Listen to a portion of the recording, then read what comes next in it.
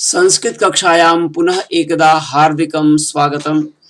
हास्य बाल कवि सम्मेलनम् अस्य पाठस्य द्वितीयोऽभ्यासः इदानीं वयं करिष्यामः। तर्हि आगच्छ। आगतः एषः कविः गजाधरः। एषः कविः गजाधरः स्वकीयं काव्यं श्रावयितुं सर्वप्रथमं गजाधरः वदति, सर्वेभ्यो रसिकेभ्यो नमो नमः। सबसे पहले गजाधर कहते हैं कि सभी रसिकों को, काव्य सुनने वाले रसिक को नमस्कार, नमन है। पहले मैं आधुनिक वैद्य को ध्यान में रखकर अपनी रचना सुनाना चाहता हूँ। तावत् अहम् आधुनिकं वैद्यम् उद्दिश्य स्वकीयं काव्यं श्रावयितुम् इच्छामि, काव्यं श्रावयामि। आधुनिक वैद्य, जो आज के वैद्य होते हैं, आज के डॉक्टर जो होते हैं, उसके ऊपर ये गजाधर अपनी रचना सुनाना चाहते हैं। तो सुनिए उनकी रचना। आधुनिक वैद्य के ऊपर, मतलब मॉडर्न डॉक्टर के ऊपर उनकी रचना सुनिए। वैद्यराज नमस्तुभ्यं यमराज सहोदर, यमस्तु हरति प्राणान्, वैद्यः प्राणान् धनानि च। वैद्यराज नमस्तुभ्यं यमराज सहोदर, यमस्तु हरति प्राणान्, वैद्यः प्राणान् धनानि च। समझ में आया? नहीं आया? अगर नहीं आया तो हंसेंगे कैसे? जब तक आदमी को समझ में नहीं आता तो हंसेंगे कैसे? इसलिए आपको मैं अभी हंसाता हूं, इसका अर्थ समझिए। हे वैद्यराज के भाई यमराज, तुम्हें प्रणाम। यमराज तो सिर्फ प्राण लेते हैं, मगर आप प्राण और धन दोनों ही ले लेते हैं। अब इस काव्य को, इस श्लोक को काव्य रूपांतर में, आप हिंदी काव्य रूपांतर में सुनाता हूं मैं आपको, सुनिए। हे वैद्यराज तुम हो, हे वैद्यराज तुम हो, उस यमराज के भाई। हे वैद्यराज तुम हो, उस यमराज के भाई। नमन करता हूँ मैं तुमको, तुम्हारी चातुराई को। नमन करता हूँ मैं तुमको, तुम्हारी चातुराई को। यमराज केवल प्राण लेकर छोड़ देता है,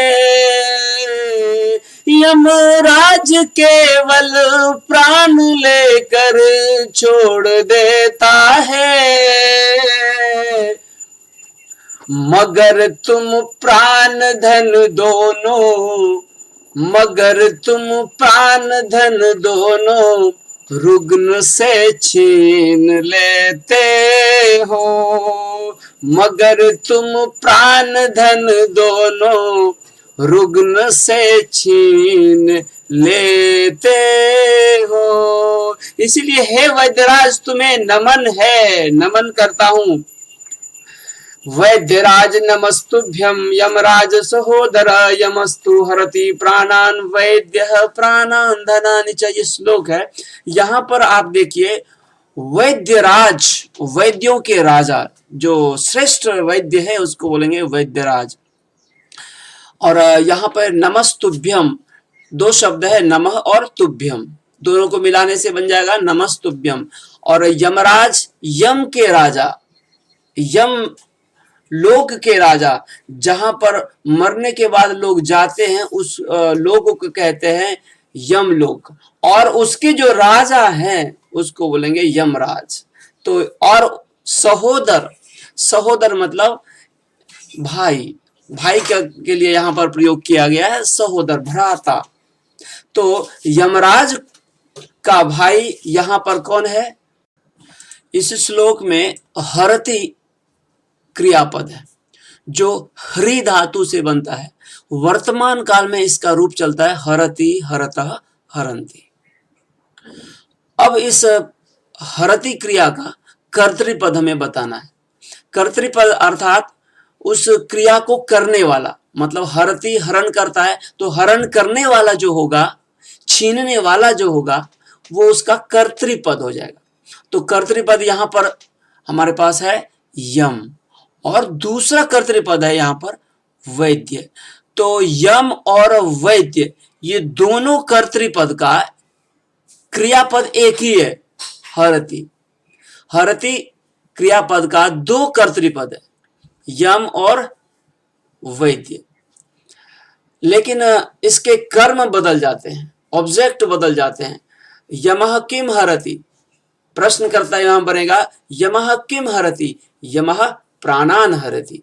वैद्यः किम हरति, वैद्य क्या हरण करता है, वैद्यः किम हरति, वैद्यः प्राणान धनानि च, च मतलब और, तो वैद्यः प्राणान धनानि च हरति, इस तरह उत्तर आएगा। और अगर हम उल्टा इसमें प्रश्न करें, प्राणान कह हरति, प्राणान यमः हरति। अब इस तरह प्रश्न करें कि प्राणान धनानि च कह हरति, वैद्यः हरति। इस प्रकार ये कुछ प्रश्न बनेंगे। अब आप प्रश्नों के उत्तर देखिए। कवि सम्मेलने सूत्रधारः कः अस्ति, इस कवि सम्मेलन में सूत्रधार कौन है? सूत्रधार अर्थात संचालक, तो संचालक है इसके सूत्रधार, उत्तर हो गया संचालक। कवि सम्मेलने कीदृशाः कवयः आगताः, कैसे कवि आए हैं?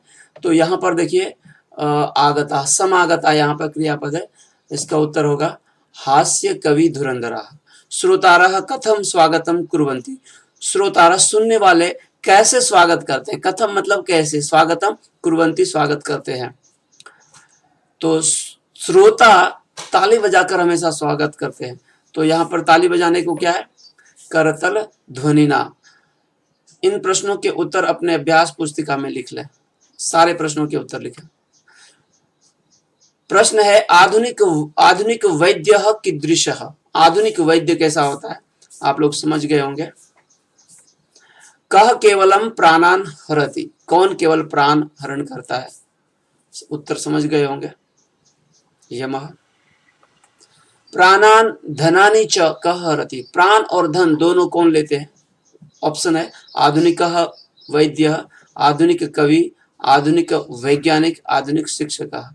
उत्तर समझ गए होंगे। हरति इति क्रियापदस्य कर्तृपद, हरति अभी जो मैंने बताया, हरति इति क्रियापदस्य कर्तृपद, बताइए आंसर। उत्तर है यमः। नमस्तुभ्यम का संधि विच्छेद करना है। दो शब्द है, यहां स है, स रहने पर स को हटा दीजिए और विसर्ग ले आइए, उत्तर मिल जाएगा नमः और तुभ्यम। इसी प्रकार जिस तरह आपने नमस्तुभ्यम किया, उसी तरह यमस्तु है। देखिए यहाँ पर ये संधि और ये संधि समान है, नमः और तुभ्यम हुआ, तो यहाँ पर क्या हो जाएगा? स है इधर भी, तो स को हटाकर विसर्ग कर लीजिए, यमस्तु। अब सहोदर शब्द का संधि विच्छेद करना है, जो आपके लिए बहुत ही कठिन जाएगा। कठिन इसलिए बोला, अगर आप सोच रहे होंगे कि सह और ओदर होगा तो गलत है। अगर आप ये सोच रहे हैं कि स और ओदर होगा, ये भी गलत होगा। अगर आप बोल रहे हैं सहो और ओदर, ये भी गलत होगा। सहो और दर बोलेंगे, ये भी गलत होगा। सह और दर बोलेंगे, ये भी गलत होगा। सहद और र बोलेंगे, ये भी गलत होगा। स प्लस होदर बोलेंगे, ये भी गलत हो जाएगा। तो सही क्या है? सही क्या है? उत्तर तो बताइए। चलिए उत्तर बता देता हूं। सह और उदर करने से सहोदर शब्द बन जाता है। सह मतलब साथ, उदर मतलब पेट। तो यहाँ पर एक ही पेट से जन्म लेने वाले, एक ही उदर से जन्म लेने वाले को कहते हैं सहोदर, और इसका पर्यायवाची शब्द हो जाएगा भ्राता, भाई। अब महोदय शब्द का संधि विच्छेद करें। जिस तरह आपने सहोदर किया उसी तरह महोदय शब्द का संधि विच्छेद करें और अपने अपने नोटबुक इन शब्दों की संधि करें। और संधि करने के बाद आप इस सामने उत्तर लिखिए अपने अपने नोटबुक में। महा प्लस उदय, सूर्य प्लस उदय, चंद्र प्लस उदय, सर प्लस उदय, अंत्य प्लस उदय। हर शब्द के साथ उदय है। उदय शब्द का पहला जो वर्ण है वो उ है। देखिए उ अगर हो किसी भी शब्द के प्रारंभ में, यहाँ पर दूसरे भाग में अगर उ हो तो उ चेंज हो जाता है ओ में। तो महा प्लस उदय क्या हो जाएगा, उ को ओ में बदलिए तो महोदय। यहाँ भी उदय, सूर्योदय, चंद्र उदय, चंद्रोदय, सर्व उदय, सर्वोदय, अंत्य उदय, अंत्योदय। नियम क्या हुआ, अ या आ के बाद अगर उ हो तो उ को ओ कर देते हैं। इस प्रकार ये संधि हुई। अपने अपने नोटबुक में नोट कर लें। श्लोक में एक ही अव्यय पद है, वो अव्यय पद बताना। अव्यय पद वे पद होते हैं जिसमें कोई विभक्ति नहीं लगती, जो हमेशा एक जैसा रहता है।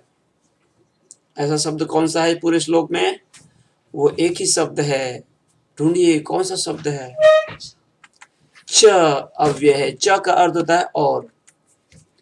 अब इस श्लोक को फिर एक बार गाकर समाप्त करते हैं इस सेशन को, और अगले भाग में आप अगला श्लोक पढ़ेंगे। तो अभी यहाँ पर यहीं पे विराम देते हैं।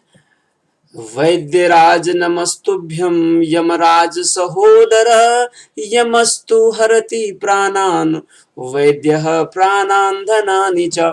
ये आधुनिक वैद्य के संदर्भ में ऐसा कहा गया है, ये सोचना है पहले।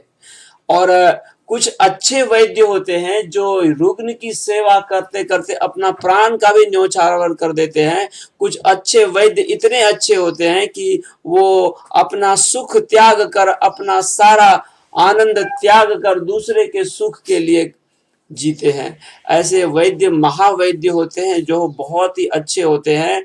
और आज जो हमने वैद्य पढ़ा वो आधुनिक वैद्य। कुछ ऐसे वैद्य भी होते हैं जो केवल धन पर नजर रखते हैं।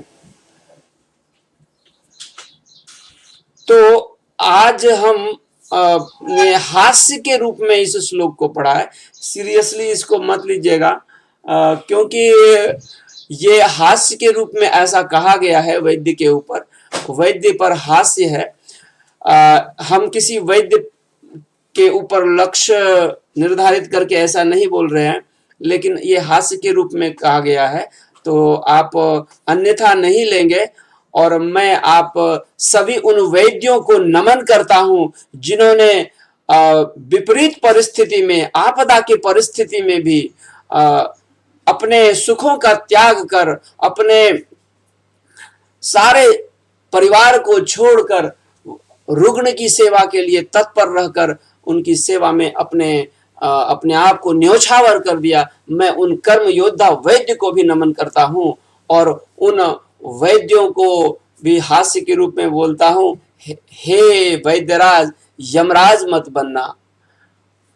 कि आप तो प्राण दाता हो, प्राण लेने वाला नहीं हो, आप प्राण के दाता हो। प्राणस्य दाता अस्ति भवान। प्राण का हरण मत कीजिए किसी रुग्ण का। वो आपके लिए आपको ईश्वर मानते हैं। एक रुग्ण आपको ईश्वर मानकर आपके पास आते हैं। चलिए, आप इतनी बात के साथ मैं आपको यहाँ पर धन्यवाद देता हूँ। आपने ध्यान से सुना, धन्यवाद।